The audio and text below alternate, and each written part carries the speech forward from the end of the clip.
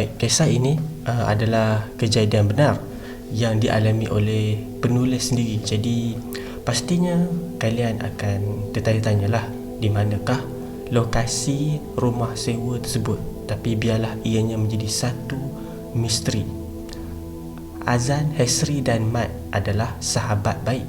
Maklumlah ketiga-tiga mereka ni masih bujang. Diorang ni menyewa bersama dekat kampung Padang Tamat, Bengkalan Hulu.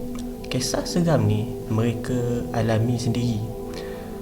Kisah pertama, pembonceng misteri. Kisah ni berlaku pada tahun 2006. Ketika tu saya baru balik kerja daripada Kelian Intan. Tapi singgah sekejap lah dekat tempat kerja disebabkan nak serah peralatan kerja dan nak balik ke rumah dengan cepat dekat rumah sewa tu lah. Ketika kejadian, saya tengah menunggang motosikal nak segera balik ke rumah. Jam pada waktu tu dah menunjukkan tepat jam 1.45 pagi. Suasana memang sungguh sunyi sekali. Kedengaran daripada jauh bunyi salakan anjing bersahut-sahutan telah menimbulkan rasa seram ketika itu. Motor dan kereta pula tiada yang lalu lalang. Yang ada hanyalah bunyi enjin motor EX5 kepunyaan saya. Sedang saya membawa motosikal membelah keheningan malam, lalu sebuah motosikal nak bersaing dengan saya. Setelah motor tu berjaya memotong dengan laju, dengan tidak semena-mena bulu roma saya berdiri. Tiba-tiba motosikal saya menjadi berat dan susah nak dikawal. Dengan rasa sifat ini tahu, saya memberanikan diri untuk melihat ke arah cermin sisi belah kanan arah belakang. Ya Allah, apa yang saya nampak pada waktu tu hanya Allah sajalah yang tahu. Apa yang saya tengok adalah makhluk berbaju putih, berambut panjang, mengurai sambil menundukkan rupa sedang membonceng motosikal saya. Masih aku ingat lagi ketika itu dengan keadaan terperanjat begitunya, nyaris-nyaris saya nak terjatuh. Saya terpaksa memberanikan diri membawa motosikal walaupun takut, akan tetapi digagahi juga. Sampai dekat simpang nak balik ke rumah sewa tu, saya dengan keberanian yang ada, saya terus berkata kepada makhluk yang membonceng motor tu dengan berkata, "Okey, aku nak balik ni, kau jangan ganggu aku. Sampai sini saja aku boleh bagi kau tumpang motor aku. Kau boleh turun sekarang." Selepas tu saya bertakbir sekuat hati. Lalu dengan kuasa Allah SWT, makhluk tersebut hilang daripada pandangan saya. Sesampainya saya dekat rumah sewa, petua orang tua dulu-dulu kenalah meludah dekat belakang sebanyak 2 kali. Setelah memberi salam, saya terus masuk ke rumah sewa dan tidur. Mujurlah tiada gangguan ketika berada dekat rumah. Sekian cerita saya, akan bersambung lagi di lain kali. Assalamualaikum.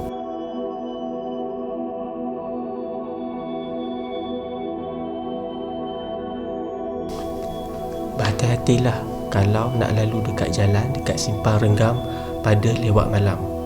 Siapa yang pernah melalui jalan dekat simpang Renggam Johor pada waktu tengah malam? Pernah tak anda melalui perkara-perkara aneh dan menakutkan semasa melalui jalan tersebut? Baik, 5 tahun yang lalu, saya bersama dengan seorang kawan yang saya panggil Kak Ina melalui jalan simpang Renggam menuju ke arah Renggam pada waktu malam.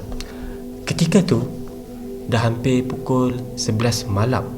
Kawasan dekat situ memang sunyi, ditambah pula tidak ada lampu jalan. Kiri kanan pula dikelilingi ladang kelapa sawit. Saya pada waktu tu tengah memandu menemani Kak Ina nak pergi ke hospital Keluang untuk menghantar barang suami dia yang berada dekat dalam wad. Jalan tu lebih dekat untuk pergi ke hospital. Ketika melalui kawasan tu, kami sedang bersembang-sembang lah. Tingkap kereta kami buka untuk ambil udara segar ataupun ambil angin pada waktu malam.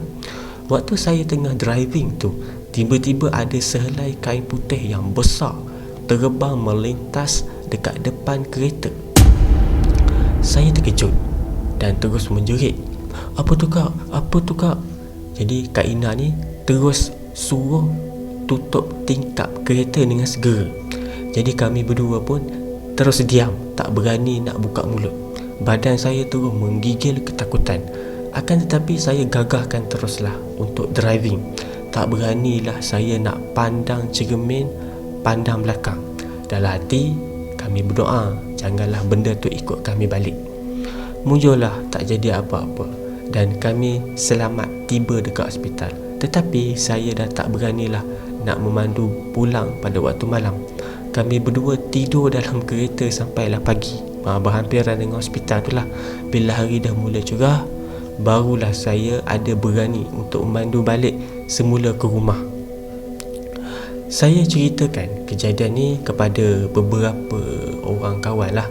Baru saya tahu rupa-rupanya ramai juga kawan-kawan saya yang pernah terkena gangguan semasa melalui jalan dekat kawasan tu. Ramli, abang kepada salah seorang kawan sekerja saya pernah juga kena. Dia bertugas sebagai bomber. Satu masa ketika bertugas pada sebelah malam, dia dengan kawan-kawannya keluar untuk makan.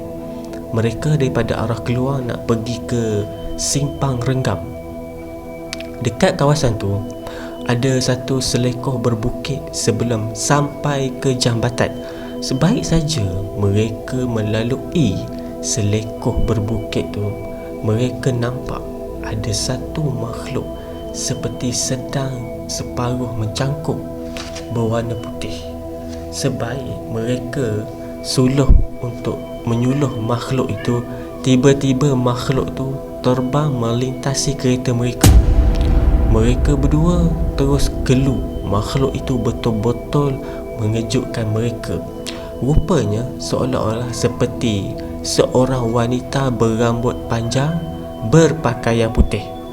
Ia hanya sepintas lalu dekat depan mereka. Ada seorang uncle Cina pernah cerita kepada saya, dia juga turut diganggu dekat kawasan tu. Waktu tu dia baru balik daripada melawat kilang dekat Keluang.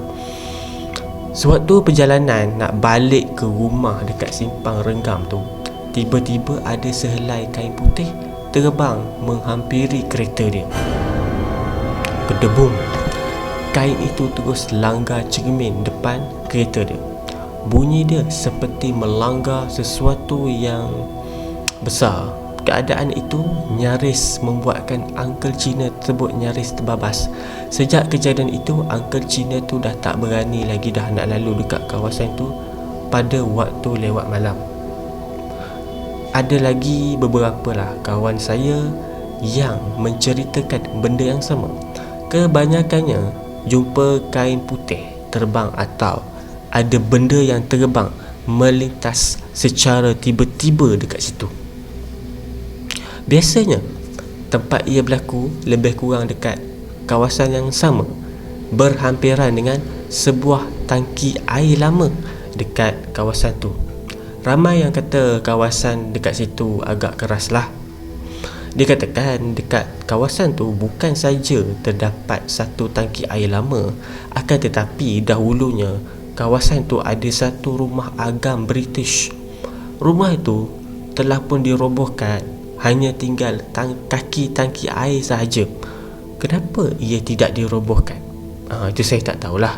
Ada jugalah yang berkata dekat kawasan tu ada kubur lama. Sejak kejadian yang pernah saya alami dahulu, saya dah tak berani sangatlah nak lalu dekat kawasan tu pada tengah malam. Bukan disebabkan terlalu takut dengan makhluk begitu, tetapi lebih kepada keselamatan.